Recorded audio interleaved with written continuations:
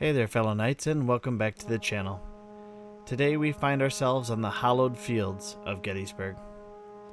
As we made our way around these sacred fields, it was hard not to feel the victories and the hardships that these fields once saw.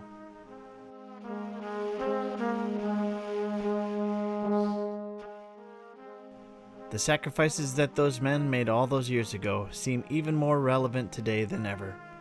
I myself wouldn't have chosen Gettysburg as a must-stop tourist location, but after spending more than half of the day driving and walking down some of the most beautiful country I've seen in a long time, it's hard not to be impacted by the history of this place.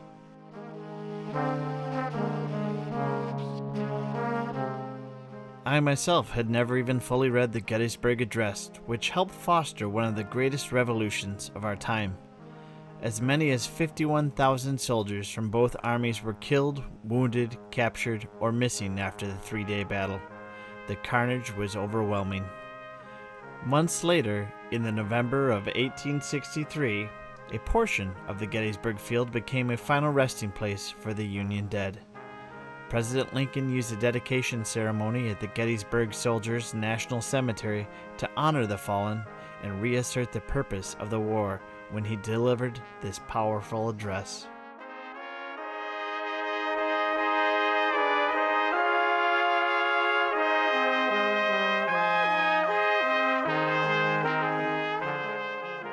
Fourscore and 7 years ago, our fathers brought forth on this continent a new nation, conceived in liberty and dedicated to the proposition that all men are created equal. Now we are engaged in a great civil war, testing whether that nation or any other nation so conceived and so dedicated can long endure. We are met on the great battlefield of that war. We have come to dedicate a portion of that field as a final resting place for those who here gave their lives that that nation may live. It is altogether fitting and proper that we should do this. But in a larger sense, we do not dedicate, we cannot consecrate, we cannot hallow this ground. The brave men, living and dead, who struggled here have consecrated it far above our poor power to add or detract. The world will little note, nor long remember what we say here, but it cannot forget what they did here. It is for us, the living rather, to be dedicated here to the unfinished work which they who fought here have thus far so nobly advanced.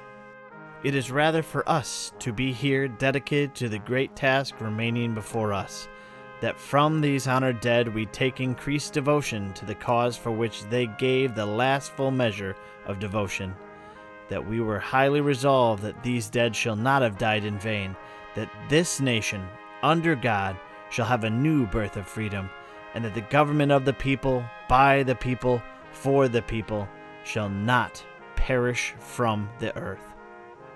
Abraham Lincoln, November 19th, 1863.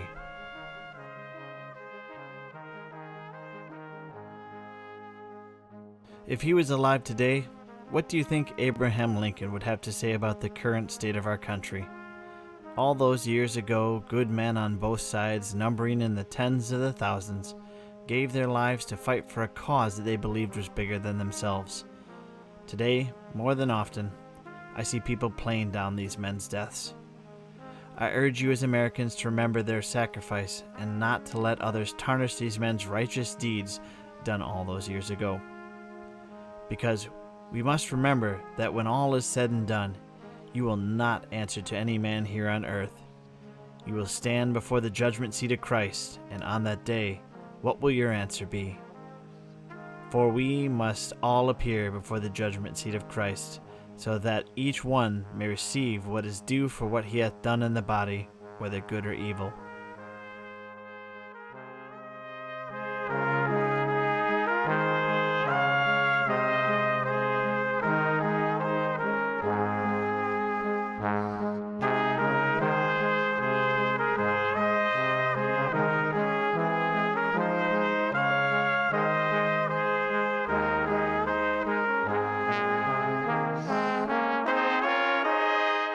As we as a nation move forward, we must remember the past, or I fear we will be doomed to repeat it.